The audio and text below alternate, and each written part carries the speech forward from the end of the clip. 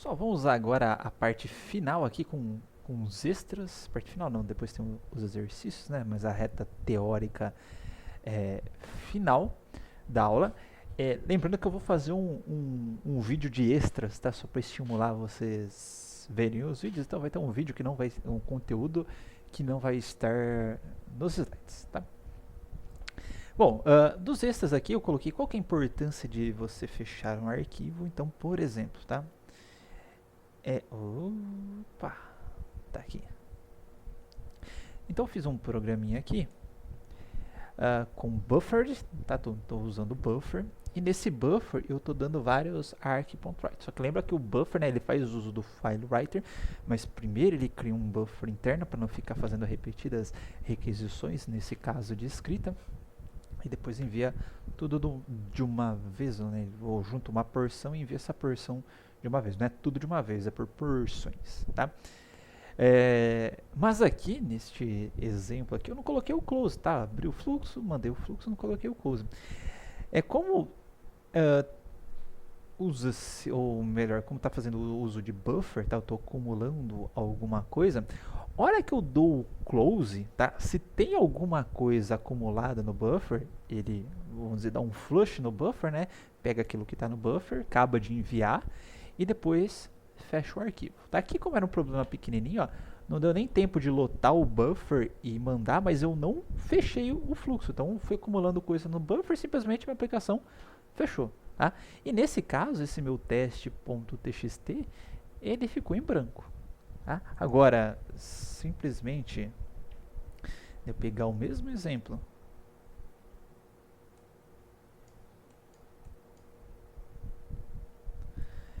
e colocar o close, ó, mesmíssimo exemplo, eu só coloquei o close, aí tinham coisas do buffer, né? Ele pegou, gravou essas coisas do buffer, enviou para o arquivo e fechou o arquivo. Então aí está aí a importância do close, tá? Se você não usar o close, seu programa vai encerrar normalmente e tal. Se você não está utilizando o buffer, ok, tá? Mas se você está utilizando buffer para fazer essas operações de leitura e escrita, close é mais importante ainda nessas situações, tá? Porque senão você vai ficar faltando coisa no seu arquivo. Bom, caso você esteja usando buffer, etc., e queira forçar por um acaso nesse flush, esse esvaziamento do buffer, que aqui não faz sentido, né? Eu estou usando buffer, mas a cada coisa que eu mando pro buffer eu dou o flush. Mas enfim, você pode não... desculpa, aqui a cada 10, né? A cada 10 eu estou dando o flush. Faz sentido, obviamente. Foi eu que fiz o exemplo.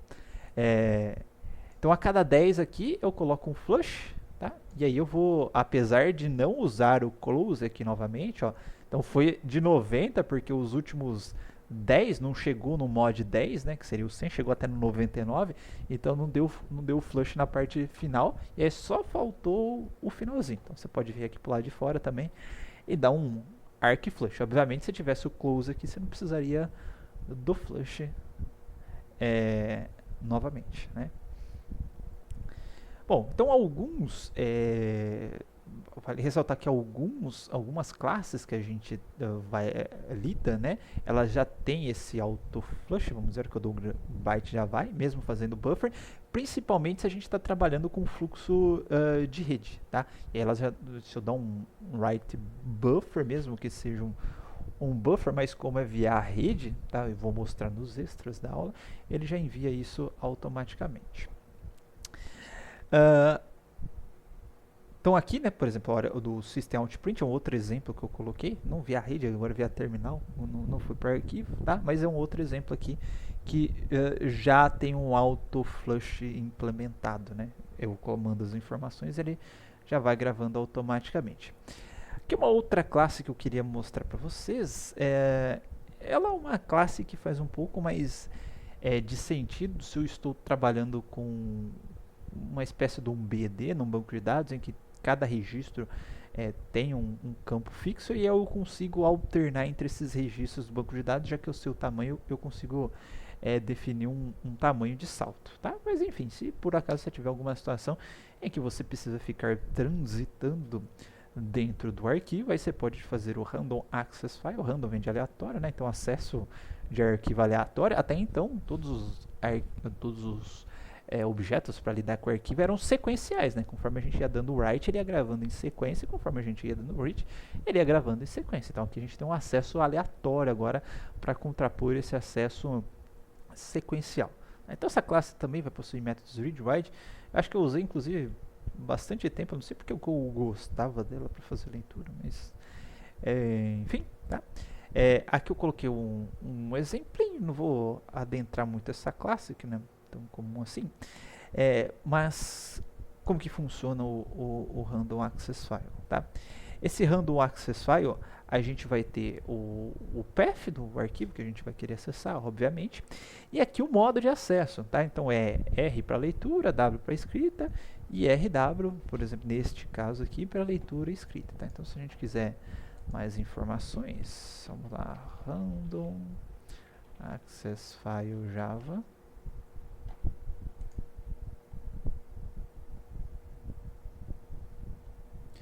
Tá, tem esse Random Access File String Mode. Tá? Então a gente tem um RW, tá? RWS, tá? Para ser de maneira síncrona, tá? O que seria a maneira assíncrona? Se eu tiver por acaso esse arquivo aberto por mais de uma pessoa, sendo manipulado por mais de uma pessoa, né? Esse sincronismo vai definir se uma pode meio que mandar gravar e outra ler ao mesmo tempo, né? Então ele vai travar para uma pessoa terminar de gravar, para outra conseguir ler. Tá? Essas são algumas variantes aí. Also have update file content metadata be witness synchronous to the underlying storage device. Aqui são só os metadados, tá? Porque a hora que você altera o arquivo, você está alterando o tamanho dele, data de modificação, etc. E aqui é o conteúdo mesmo, tá? Content be written. Aqui é tanto o conteúdo quanto o metadado. Aqui é só o conteúdo, não o metadado. O metadado faz sentido ser síncrono também, tá? Então aqui são os modos de leitura e operação. Nossa, você não colocou nem... Tão sem graça, não colocou nem um exemplinho aqui. Mas, enfim, tá? Por exemplo, aqui eu coloquei um Random Access File com read write. Ficou meio estranho esse meu exemplo, né? Mas enfim, aqui eu fiz o seguinte, dei um test.write_tf, que é pra gente gravar uma string, uma linhazinha, podendo usar o Random Access File. Depois eu dei um seek para a primeira posição do arquivo, que o seek1 ele vem para cá. Aí eu dei só um write char, em vez de write_tf para uma linha, só um write char. E aí como eu movi o carro de leitura para cá, para a primeira posição, e coloquei o F no lugar, então ele substituiu aquela primeira posição pelo que eu mandei gravar, porque o carro está parando ali. Então sempre que a gente vai dando write, vai dando int, a gente chama esse carro de leitura, fazendo analogia com a máquina de escrever, né? Ele vai lendo e movendo para o lado, né? Aqui nesse caso eu movi o carro de leitura porque eu fui gravando essa sequência de strings, depois eu voltei ele para o começo, tá? E aí eu subscrevi, como se eu tivesse dado aquele carry de return barra L. Só que esse seek eu posso ir para qualquer posição do arquivo que eu queira, tá? E aí depois, ó, eu fiz um mesmo Random Access File utilizando o read_write, tá? Aqui poderia ser só o write para gravar, aqui poderia ser só o read, mas aí eu dou a opção de usar os dois. Inclusive aqui depois que eu gravei, se eu quiser colocar o seek1, der um read char, enfim, você pode fazer o que você quiser. E aí eu abri ele novamente. Toda vez que eu abro um arquivo, esse carro de leitura ele já vai direto para a primeira posição, automaticamente. Tá? Então poderia ter o mesmo efeito aqui, em vez de eu fazer isso novamente, se eu tivesse o seek1 novamente. Tá? E aí o mesmo procedimento, inclusive parecido com o buffered reader, tá? Que é o do readline, e vai retornar null se não tiver mais nada para ler. E aí eu lia a linha do arquivo, no caso só tinha uma única linha, né, por causa que eu mandei gravar, e imprimi essa linha na tela. Então tá aqui o resultado do uso do Random Access File. Tá? Mais um extra aqui de codificação de caracteres, tá? Eu já tinha colocado no começo da aula de string, existem várias codificações. Para quem trabalha bastante com texto, e às vezes tem uns doidos que mandam o TF-32, enfim, uns formatos doidos para a gente trabalhar. ou com uma codificação diferente, mesmo ISO, que é muito comum, tá? E aí, se eu tô no Linux aqui, eu preciso abrir aquele arquivo que o cara mandou, textual, obviamente, e começa a aparecer os caracteres tudo estranho, aí eu preciso alterar a codificação da leitura, no caso, tá? E como que eu faço para alterar essa codificação da leitura? Então aqui no input eu tenho algumas classes, tá? Que recebem um charset. Então, por exemplo, aqui no buffered reader, tá? Eu posso passar esse input string reader para ele, e esse input string reader é um dos que aceita esse charset. Tá? Então, eu vou até colocar aqui, não tem mais nada, mas eu vou colocar aqui para vocês verem o input string reader. Pode ser o 7 mesmo, não tem problema. Deixa eu colocar Java 8. Tá, tem esse objetinho aqui, que eu esqueci de mostrar para vocês, que é o charset.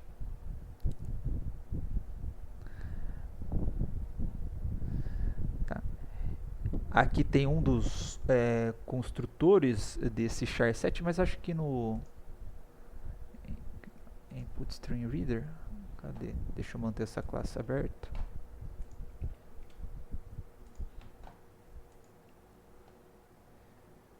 O charset pode ser string, tá? Não precisa necessariamente ser esse objeto charset. Tá? Aquele charset que eu estava passando, na verdade, é uma string, tá? Mas essa string, ela pode estar nesses formatos aqui. O SASC, exemplos, né? O SASC, o SASC18, o TF8. Tem outros também que ele vai aceitar, mas esses são os mais específicos. Então, se você criar uma string com esta nomenclatura, o SASC, vai ser a codificação SASC, o TF8, o TF8, ISO-8859-1 e assim por diante, tá? Caso vocês tenham esses problemas em algum momento, está aqui a solução para vocês. Pois acho que no vídeo extra eu até mostro uma soluçãozinha que eu tenho até para detectar o charset, que eu fiquei de saco cheio. Bom, temos agora uma outra caixa de diálogo, tá? Que é o JFileChooser. Na verdade, esse C é um maiúsculo. Deixa eu anotar aqui. FileChooser. Tá, FileChooser, ou seja, selecionador. Choose é escolha ou seleção, né? Então, objeto Java para seleção de arquivos. Então, vai formar aquela caixinha de diálogo meio que tradicional, meio que padrão, quando a gente vai ter algum programa lá que tem lá arquivo abrir, ou arquivo salvar, ou tem o respectivo botão para fazer isso, tá? Então, só para começar,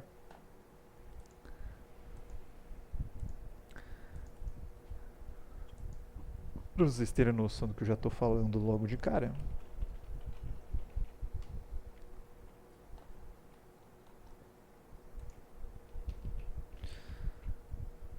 vou colocar aqui o PSVM, tá? Então, JFileChooser. Ele também é um método que já... Opa!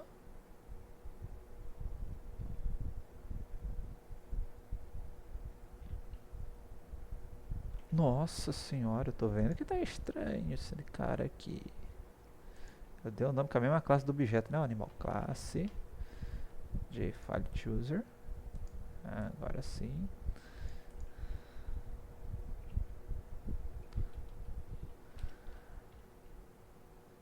JFileChooser já é uma classe, inclusive com vários métodos estáticos. Métodos estáticos, enfim, classes são algumas poucas classes que a gente tem, mas a gente pode fazer uso desses métodos. Por exemplo, quero criar uma caixa de salvamento, algumas opções padrão também, assim como a gente tinha nas caixas de diálogo anteriores. Se eu quero abrir só para arquivos de diretório, nós vamos fazer método uso desses valores estáticos aí. Bom, mas vou criar um objeto aqui, vou chamar de selecionador igual new JFileChooser, colocar ele padrãozinho. Vou colocar selecionador ponto show open dialog.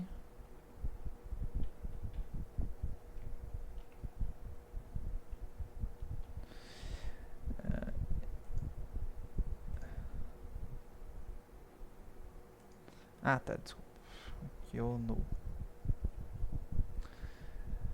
Que é aquele posicionamento na tela. Ou do parent component. Ah, então é esta caixinha de diálogo aqui. Aqui eu não coloquei nenhuma opção padrão, ele tem esse padrãozinho aqui que é todos os arquivos, mas aí eu posso personalizar qual arquivo que eu quero colocar, se vai ter só arquivo, ou se eu posso selecionar diretório e clicar aqui no abrir, por exemplo, tá? E aí ele seleciona o diretório, enfim, tá?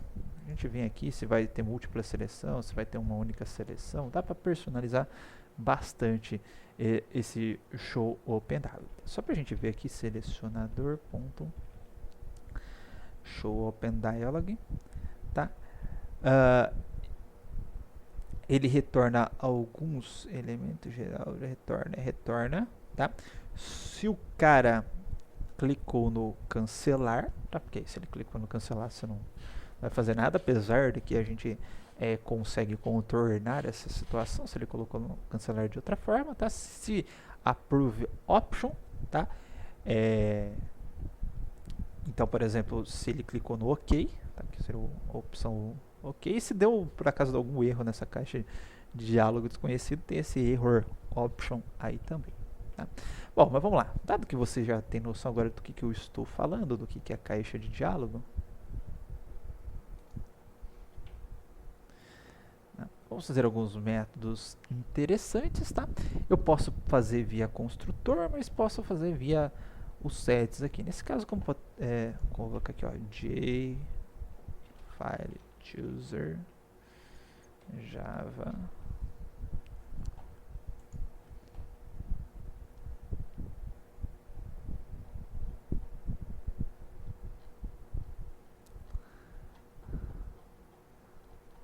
Tá, ele só tem, no caso, o construtor padrão.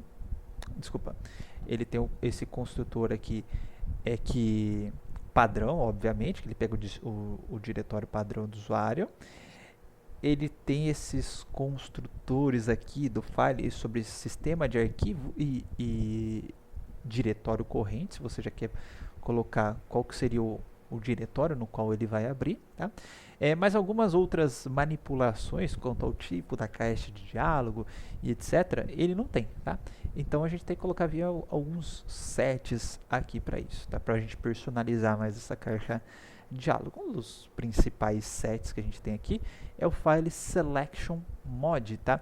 E aí ele vai definir se pode ser selecionado somente arquivos, diretórios ou ambos, tá? Coloquei um exemplo aqui. Se eu colocar aqui, ó, no set file selection mode files and directories, eu posso tanto clicar nessa pastinha, clicar no abrir, quanto no arquivinho no abrir. Se eu colocar files only, tá? Eu só posso clicar num arquivo e no abrir. Se eu clicar numa pasta e clicar no abrir, ele abre a pasta, tá? E se eu colocar só directories only, aí ele nem vai colocar arquivos, se eu não estou enganado, para exibidos da tela, só vai ter diretório, tá? Então vamos trabalhar com esse método agora. Vai ser o selecionador.set. O que era mesmo? Nossa senhora, eu já até esqueci qual que é o método que eu estava falando, gente. Set file selection set. Aí o selection mode, jFileChooser ponto. A gente vai ter aqui o files only, tá?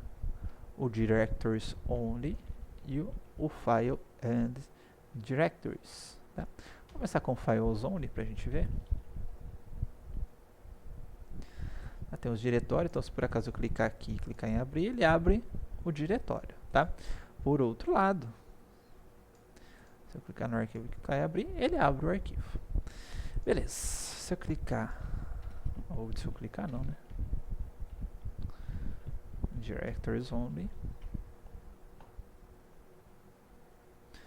Se eu clicar no arquivo e clicar em abrir, ele vai retornar aquele diretório que eu tinha clicado. Já vou mostrar como que a gente retorna. E aí você tem o Files and Director Only, que aí eu posso, se eu clicar no diretório e abrir, eu só abro o diretório via duplo clique, ou eu posso clicar no arquivo, né, e abrir que ele retorna o arquivo para mim. ok? Essas são as duas opções. Bom, aqui tem um tipo de retorno, né? Saber se ele clicou no cancelar ou se ele não, mas eu vou mostrar para vocês que a gente consegue contornar esta primeira situação. Essa seria a maneira mais correta, né? Saber se o cara clicou na opção cancelar ou não. Mas o interessante desse JFile Chooser, né, é a hora que eu dou esta opção para o cara selecionar de maneira gráfica um caminho de arquivo, né, um path, para saber onde que ele quer salvar, onde que ele quer ler, enfim, ele retorna aquele path e eu faço uso dos objetos de leitura e gravação que a gente viu até o momento, né? Mas um dos métodos mais legais, nossa senhora, selecionador,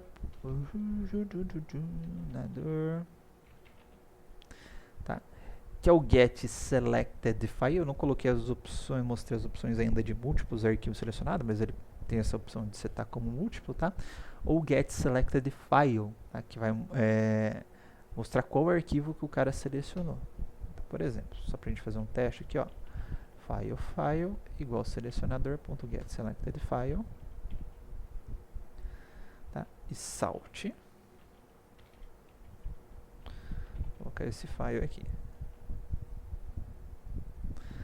Então vou supor que o cara veio aqui, nem sei que tava, tava directories only, né? Cliquei no abrir, tá aqui, ó, o diretório que o cara selecionou. Se por acaso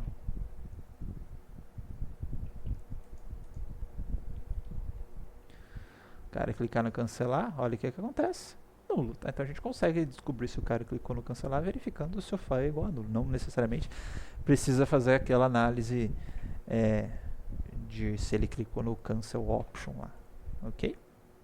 Pegar o retorno dele e comparar o retorno. Então, essa é uma alternativa um pouquinho mais viável, tá? Inclusive aqui embaixo até faço a mesma coisa. Tem a opção também dele colocar arquivo em branco, que eu acho que é a seguinte. Esse exemplo eu fiz no ano passado, eu não lembro o que eu tinha feito. Se eu apagar o conteúdo aqui e clicar no abrir, ele não deixa. Como é que eu conseguia fazer esse negócio em branco, hein, gente? Assim vem o Romer Rafael. Rapaz, agora eu não lembro como que eu fazia pro negócio ficar em branco, tá, gente? File get name.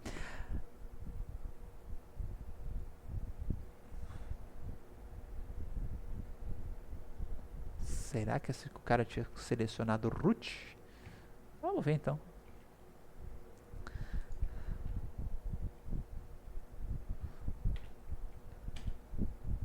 Barra vem barra. Deixa eu ver, file ponto name.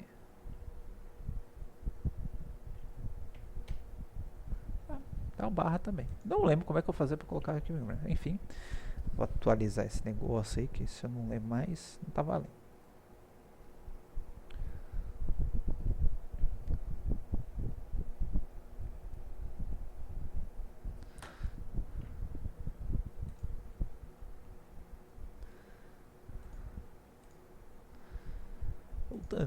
Voltando.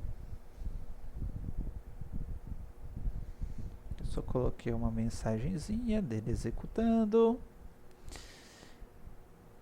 Aqui eu coloquei um file filter, tá? Só por exemplo, coloquei... esqueci de um detalhe, tá? Se eu colocar o OpenDialog, desculpa, existe uma semântica, tá? Você tem o OpenDialog e selecionador. Deixa eu só mostrar para vocês, né? O OpenDialog, ele vai ficar com esse abrir aqui, tá? Se for em inglês, Open. E se eu trocar pro Save Dialog, ele fica com o salvar, tá? Então essa é a diferença do Open e do Save. Mais uma coisa, eu posso adicionar filtros, tá? Então perceba que quando eu estou colocando o meu Open Dialog, por exemplo,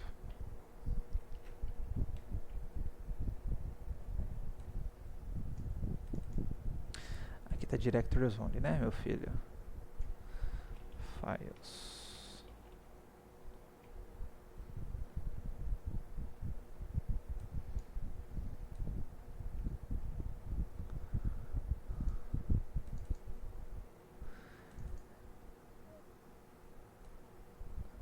Nossa, eu tô ficando doido, gente.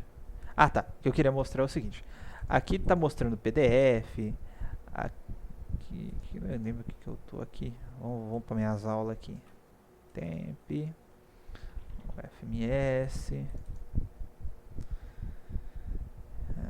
PO, atividade presente. Não, esse daqui não. Aulas. Então aqui eu tenho .ax, .bbl, .tex, tem PDF, tem um monte de coisa, tá? Aí vamos supor que eu falo, pô, quero trabalhar só com PDF, só com algumas extensões, tá? Então a gente tem essa opção aqui do selecionador.add, tá? Choosable filter, tá? O choosable filter, aquele filtro de escolha, tá? E aqui tem o new file filter, tá? E como que funciona este file filter? Eu passo uma descrição da imagem, tá? E na frente coloco a extensão da imagem, a extensão do arquivo que eu quero, tá? Se eu tiver múltiplos arquivos, eu posso passar, tipo, pode ser ou JPEG ou JPG, eu posso passar aqui que ele aceita esses múltiplos argumentos, tá? Acho que, deixa eu ver, pegar aqui um GIMP. Acho que ele é um exemplo bom.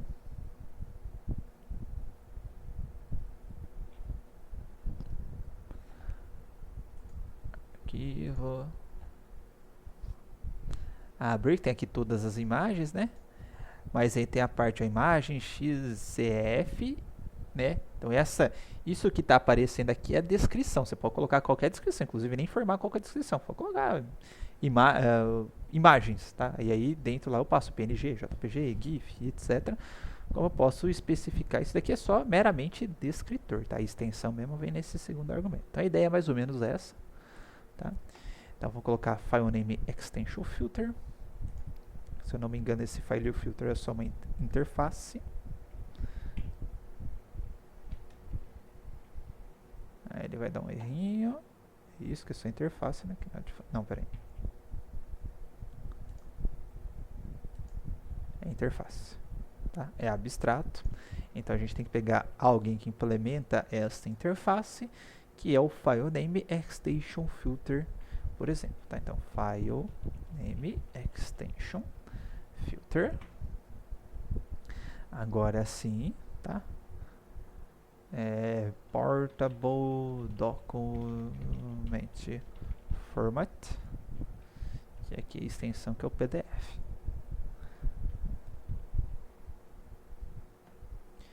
Tá? Agora eu tenho aqui tipo todos os arquivos e o portable document format. A hora que eu colocar aqui, ó, perceba que só está aparecendo PDF para mim. Ok? Então essa é a ideia aqui do choosable filter, tudo bem? E aí, basicão que a gente tem com esse file filter, né, é abrir a mensagem, dar algum tipo de configuração, se quiser setar o título, né, salvar arquivos do projeto, enfim, tem um dialog title, por exemplo, e depois exibir e pegar o arquivo que o cara retornou com esse get selected file. Tudo bem? Bem simplesinho, né? Bom, então é isso de extras, tá? Eu falei para vocês que eu vou gravar mais um vídeo, vamos dizer exclusivo, tá? Não tem conteúdo no slide. Seu próximo, aí eu faço os exercícios, o exercício do projeto banco, e depois fazemos os exercícios da lista, tá? Então, até lá.